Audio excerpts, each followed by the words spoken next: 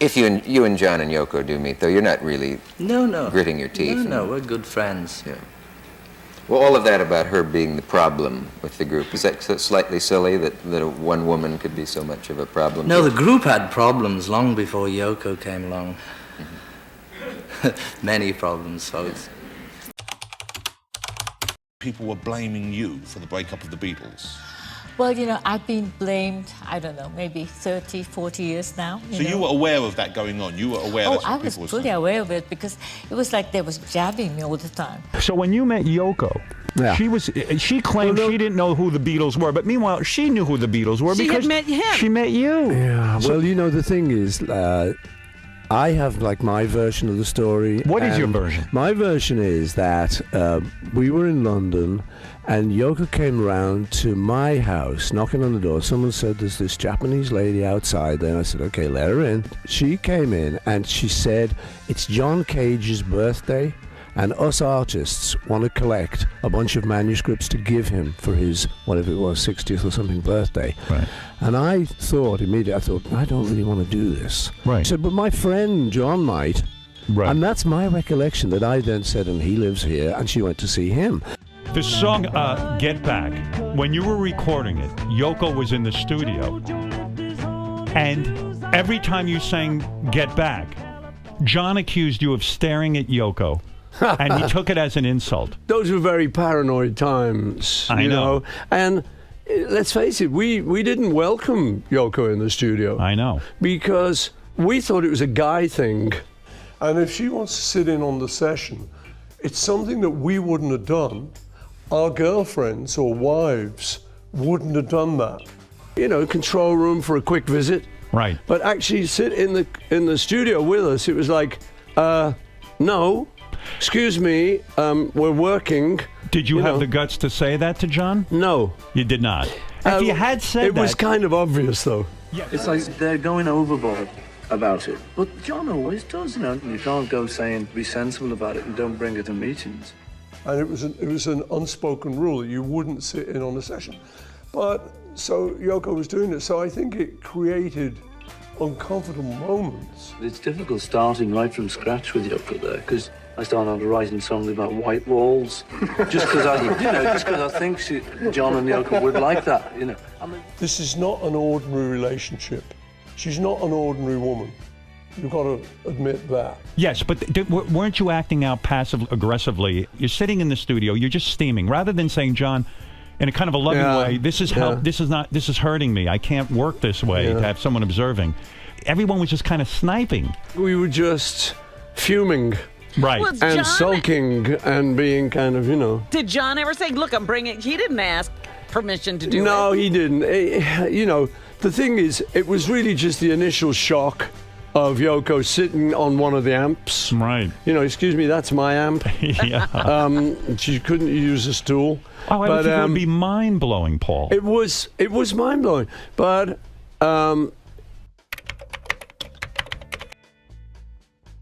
You've never really blamed Yoko for the breakup, as a lot of people did, have you? No, I think, you know, at the beginning it was difficult because John in particular was ready to do something else. And when Yoko came along, part of her attraction, I think, was the sort of avant-garde side of things, which she was famous for and still is. So she showed him another way to be that was very attractive to him. And I could see that, you know, she's just sort of said, well, no, look, you know, how about this? Don't you like this? Are you just a rock and roller? And John loved strong women. Yes. His mother had been a strong woman. His auntie who brought him up had been a strong woman. And bless her, but his first wife wasn't. She'd once said to me, you know, all I want is a sort of a guy who wants a pipe and slippers. Right. Come Stay home and do that. And I thought, whoa, that's not John. You got the wrong guy. And so John had met up with Yoko, and so I think it was time for John certainly to leave. My feeling was he had to clear the decks too. Because if he used to work with Yoko, you couldn't have these sort of Beatle-like appendages coming around with him. Because he had to give his life to Yoko. This was the nature of the relationship, I think. Nature of her demand, you think? No. No, his demand. Don't get people get that wrong. You know, John was hopelessly in love with Yoko. You know. See, but their point is that they're trying to like be as near together as they can. They want to stay together, those two. So it's all right, let the young lovers stay together. But it's not that bad, you know. We got a lot out of Beatles. So that I think John's saying now, obviously it came to a push between Yoko and the Beatles. It's Yoko, you know.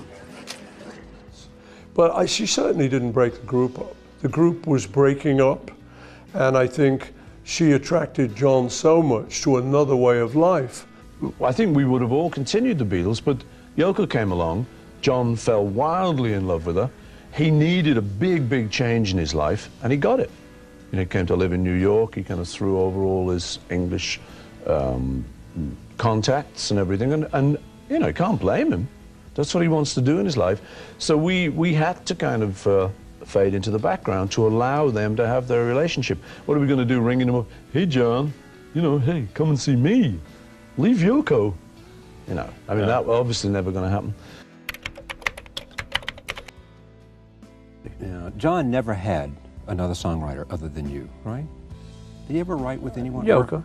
Yoko, okay, but other than Yoko, you were the only. I think, yeah, possibly. Yeah. I'm not sure if that's true. The only it's person near he enough chose true. Besides Yoko, I think I was the only other person who wrote. Yeah. Eventually, you even came to say that you feel Yoko was instrumental in John's solo career because the inspiration for Imagine and all of that, you feel came from Yoko, that that was his muse, so to speak. That he then went on to do very successfully and had a sort of second part to his career, writing things like Imagine and doing Give Peace a Chance.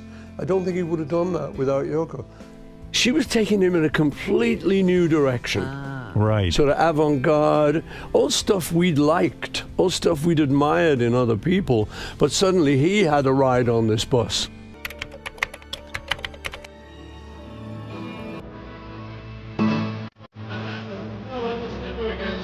We had our riches, we had to be rich, but that's never against this world. It's a privilege to know it. Later on, we suddenly sort of thought, you know what, John's in love with this girl. If he wants to bring in the studio, we've got to cope with that. And we learned to cope with it. And, you know, I now feel that he had the right to do that. It might have been better if he'd been a little bit more diplomatic and sort of says, hey guys, you know, I'd love her to be, I really love her and I just want to be near her all the time. Right. But we had to figure that out. I was totally in love with her. Yeah. And, you know, you've just got to respect that. So we did, and I do. Paul McCartney came out and cleared the air a little bit and said, look, you know, for those people who That was very sweet of him to do that. I'm sure that, you know, she got tons of letters saying, how dare you say that? I mean, you know, because they like the idea of us being in a boxing ring, you know, sort of fighting. Also, it's good to have, people like having someone to demonise, people like having someone to blame, you know, and you were the easy target, I guess. Well, you know, we know each other for such a long time, and she's a very sensitive and intelligent guy, so, of course, you know, she understands what was going on, that it wasn't going on.